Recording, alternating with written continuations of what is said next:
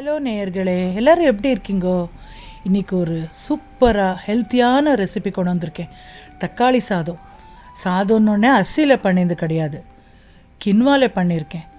எவ்வளோ டேஸ்டியாக இருக்கும், எவ்வளோ ஹெல்த்தியாக இருக்கும் தெரியுமா? கின்வாவில் என்னென்ன வெரைட்டி முடியுமோ அதெல்லாம் செஞ்சு காட்டுறேன். இப்போ தக்காளி கின்வா பாத் எப்படி பண்ணுறதுன்னு பார்க்கலாமா? ஒரு கடாயில் 2 டீஸ்பூனு கடலை எண்ணெய் விட்டுட்டு தாளிப்புக்கு கடுகு, கடலைப்பருப்பு, உளுத்தம் பருப்பு சேர்த்துக்கோங்க. கடுகு வெடிஞ்ச உடனே ஒரு சிட்டிக்கை மஞ்சப்பொடி சேர்த்துட்டு ஃப்ரெஷ்ஷாக இருக்கிற கருவேப்பிலை சேருங்க. கருவேப்பிலை சேர்த்துனையும் ஐரன் கண்டென்ட் வரும். காரத்துக்கு ஏற்ற பச்சை மிளகாய் சேர்த்து ஒரு துண்டு இஞ்சி சேர்த்துருக்கேன். 2-3 வெங்காயத்தை பொடியாக நெருக்கி சேருங்க. வெங்காயம் கண்ணாடி பதத்துக்கு வரணும், அது வரைக்கும் வதக்குங்க. 5 நிமிஷத்தில் வந்துடும். அப்புறமா 1 teaspoon Kashmiri chilli powder, 1 teaspoon தனியா தூள் சேர்த்துட்டு ஒரு 1/2 டீஸ்பூன் அளவுக்கு கரம் மசாலா சேர்த்துக்கோங்க. கரம் மசாலா தான் இதுக்கு மெயினாக. நிறையா சேர்க்கக்கூடாது, ஏன்னா கின்வா மசாலா நிறையா எடுத்துக்காது. அதனால 1/2 டீஸ்பூன் போதும்.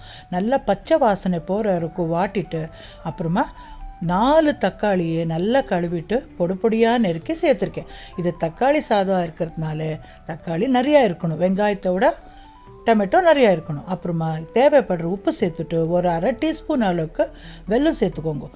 உப்பு, புளி, காரம் எல்லாம் சேர்ந்து ரொம்ப நல்லா வரும், ஃப்ளேவராகட்டும் டேஸ்டாகட்டும். ஆல்ரெடி நான் கின்வாவை நல்லா கழுவிட்டு முங்குற அளவுக்கு தண்ணி வச்சு பாத்திரத்தில் நல்லா வேக வச்சு வடிகட்டி எடுத்து வச்சுருந்தேன். அதை இப்போ சேர்த்துட்டு நல்லா ஒரு ரவுண்டு நல்லா கிளறி விடுங்க. சேர்ந்துக்கணும், அந்த கின்வாவோடைய மசாலா எல்லாம் சேர்ந்துட்டு ரொம்ப நல்லா வரும். லாஸ்ட்டில் ஃபைனாக சாப் பண்ணி ஃப்ரெஷ்ஷாக இருக்கிற கொத்தமல்லி தழையை சேர்த்துட்டாக்கா சூப்பரான தக்காளி கின்வா பாத்து ரெடி. இப்போ சர்விங்குக்கு வித்து கட்டி கர்ட்ஸோட சர்வ் பண்ணியிருக்கேன்.